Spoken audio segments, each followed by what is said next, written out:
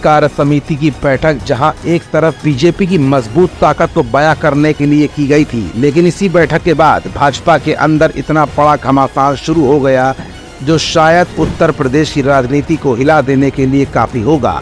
और कहीं न कहीं केशव प्रसाद मौर्य का पार्टी के राष्ट्रीय अध्यक्ष जेपी नड्डा से अचानक मिलना, फिर उसके बाद भूपेंद्र चौधरी का दिल्ली दरबार पहुंचना, ये कुछ ऐसे प्रकरण है जो निश्चित तौर पर उत्तर प्रदेश की राजनीति के यू टर्न को बयां कर रहे हैं।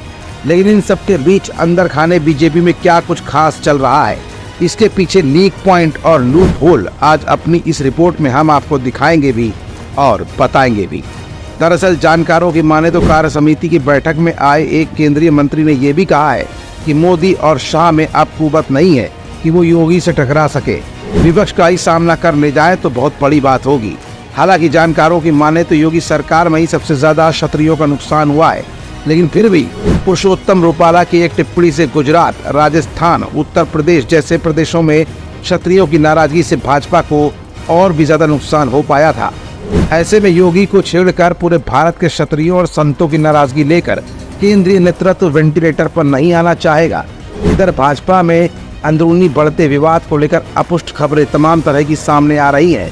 तो इसी बीच एक बार फिर समाजवादी पार्टी के राष्ट्रीय अध्यक्ष अखिलेश यादव ने अपने कूटनीतिक व्यंग बाण से उप मुख्यमंत्री केशव प्रसाद मौर्य को खुला ऑफर देकर योगी को टारगेट करने की पूरी कोशिश की और कहा कि बिहार की घटना को उत्तर प्रदेश में भी दोहराया जा सकता है।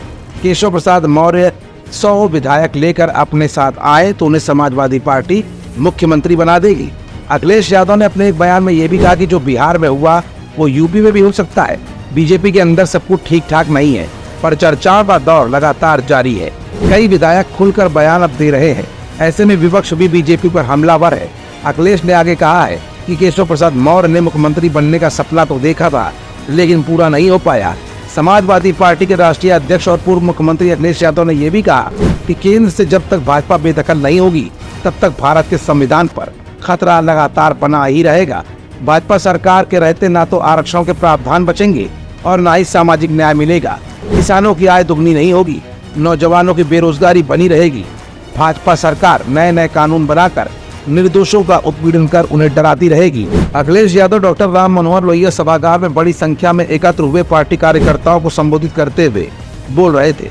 अखिलेश ने भाजपा की कम होती सीटों पर भी तंज किया है और कहा है कि लोकसभा चुनावों में जनता ने भाजपा को सबक सिखा दिया। अयोध्या और बद्रीनाथ उनके हाथ से निकल गया, अब भाजपाई एक दूसरे को कोस रहे हैं।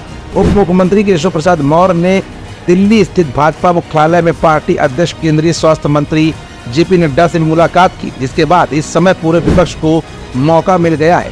केशव प्रसाद मौर्य 48 घंटे के अंतराल में 2 बार जेपी नड्डा से मिले हैं। इसे लेकर तरह तरह की कयासबाजी भी शुरू हो गई है।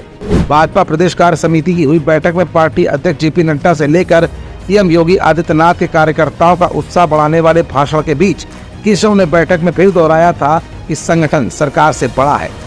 उसके बाद नड्डा से केशव प्रसाद मौर्य की मुलाकात को यूपी के मौजूदा सियासी हालात से जोड़कर भी देखा जा रहा है और केशव और मुख्यमंत्री योगी आदित्यनाथ के बीच के विवाद की लकीर खिंच जाने की बात भी इस समय मीडिया की सुर्खियों से लेकर विपक्ष के लिए मुद्दों के मामले में एक हॉट केक भी बन गया है।